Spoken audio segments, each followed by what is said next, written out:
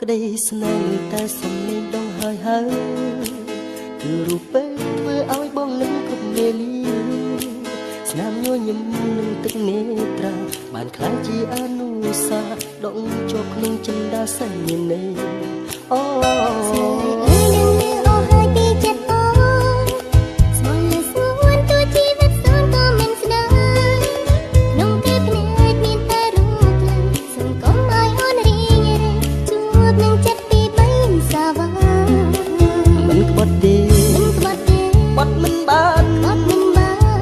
កលយ៉ាងដូចជាក្បត់នឹងវាសនាជឿបងចង់ឲ្យទៅលីបិទជាស្មុគលូអសងខាថ្ងៃក្រោយទោះជាយ៉ាងណាក៏មិនต้องតែឡើយអត់ខាងសួរទាំងឡាយអើយបានលឺហើយតាមមែនគេ